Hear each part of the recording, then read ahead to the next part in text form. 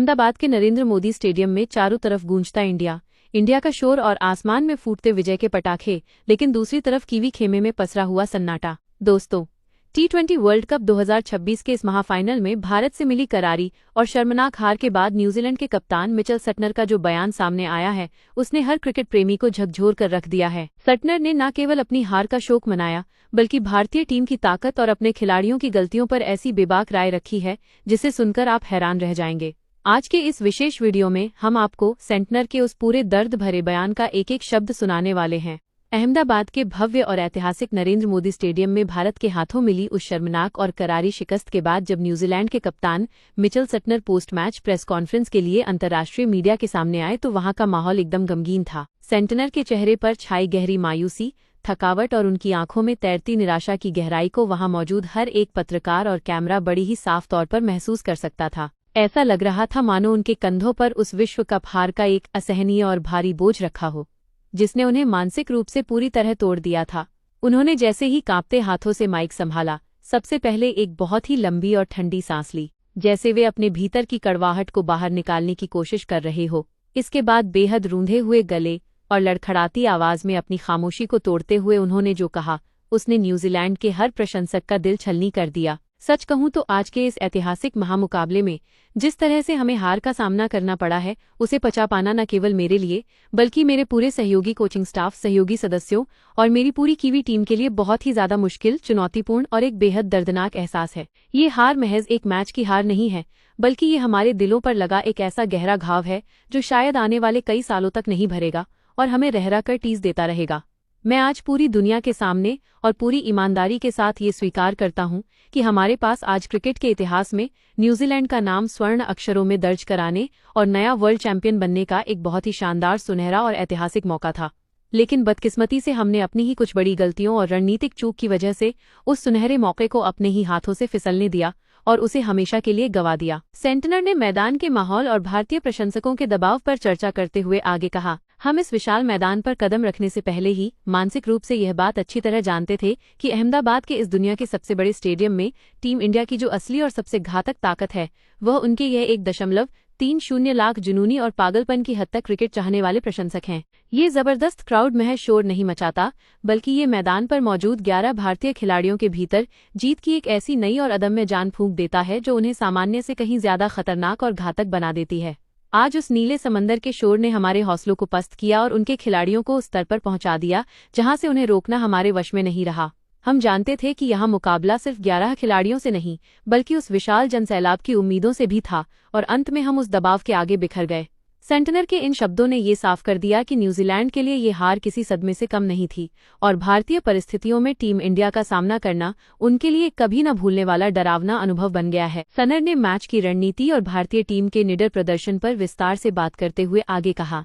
Match की शुरुआत में हमारे पास एक बहुत ही बेहतरीन रणनीतिक मौका था कि हम शुरुआती ओवरों में कुछ बड़े झटके देकर इस 1.30 लाख की शोर मचाती भीड़ को पूरी तरह से खामोश कर दें और दबाव भारत पर वापस डाल दें। लेकिन मैं ये कहने में कोई संकोच नहीं करूंगा कि भारत ने आज जिस तरह का निडर और बेखौफ क्रिकेट खेला, वो हमारी तमाम उम्मीदों, हमारी पूरी प्लानिंग और हमारी कल्पना से भी कई गुना ज्यादा बेहतर और आक्रामक था। उन्होंने फाइनल जैसे दबाव वाले मैच में भी जिस तरह से अपने नेचुरल गेम को बरकरार रखा, उसने हमें बैकफुट पर धकेल दिया। हमने सोचा था कि हम उन्हें रोक लेंगे, लेकिन संजू और उनकी पूरी टीम ने आज जो जज्बा दिखाया, उसका जवाब हमारे पास नहीं था। ये हार हमें लंबे समय तक चुभती रहेगी, क्योंकि हम जीत के इतने करीब होकर भी आज खाली हाथ रह गए। मिचेल सटनर ने अपनी प्रेस कॉन्फ्रेंस को आगे बढ़ाते हुए भारतीय टीम के उस अटूट जज्बे और उनके निडर खेल की खुले दिल से जमकर तारीफ की, जिसने आज अहमदाबाद के मैदान पर की हुई रणनीति के परखच्चे उड़ा दिए थे। अपनी हार के मुख्य कारणों का गहराई से विश्लेषण करते हुए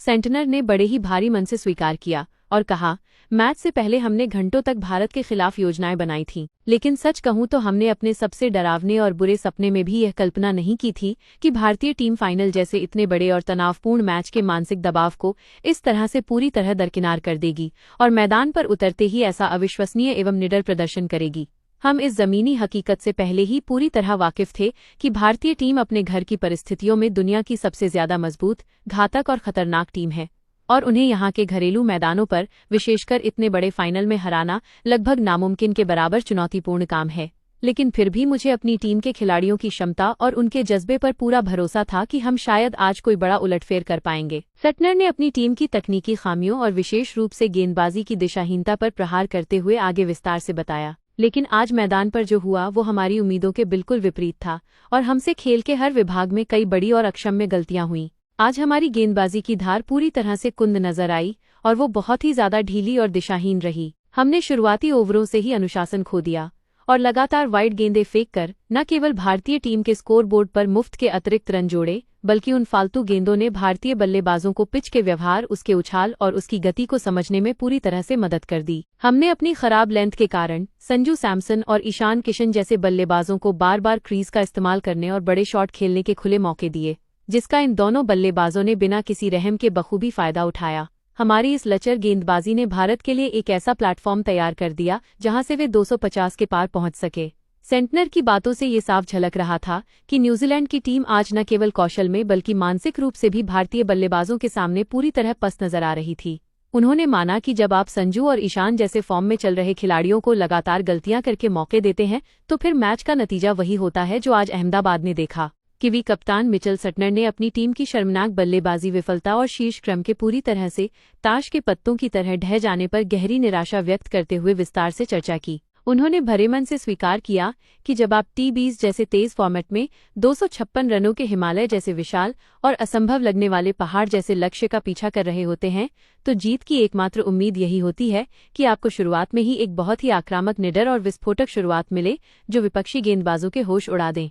लेकिन दुर्भाग्य से न्यूजीलैंड की शुरुआत किसी डरावने सपने जैसी रही। सटनर ने कहा कि फिन एलन का जल्दी आउट होना हमारी रणनीति के लिए पहला और सबसे घातक झटका था और उसके तुरंत बाद रचित रविंद्र का परफॉर्म न कर पाना हमारी मुश्किलों को कई गुना बढ़ाने वाला साबित हुआ। फिन एलन, जिनसे हमें एक बड़ी और तूफानी पारी की उम्मीद थी, वे केवल 7 गेंदों का सामना कर सके और मात्र 9 रन बनाकर अक्षर पटेल की फिरकी का शिकार बन गए। उनके जाने के बाद सबकी नजरें रचित रविंद्र पर थीं, लेकिन वे भी जसप्रीत बुमराह की एक बेहद सटीक और घातक इन स्विंगर गेंद पर पूरी तरह चकमा खा गए और केवल 1 रन के निजी स्कोर पर विकेट के पीछे ईशान किशन को एक आसान सा कैच थमा बैठे। आलम यह था कि मैच के शुरुआती 5.4 ओवरों में ही हमारे 3 सबसे मुख्य और भरोसेमंद विकेट गिर चुके थे और स्कोरबोर्ड पर मात्र 49 रन टंगे थे। सटनर ने बेबसी के साथ कहा कि इतने बड़े फाइनल में इतने बड़े लक्ष्य के सामने और भारत के खचाखच भरे मैदान पर यहां से वापसी करना किसी ईश्वरीय करिश्मे से कम नहीं था, जिसे करने में हम पूरी तरह से नाकाम रहे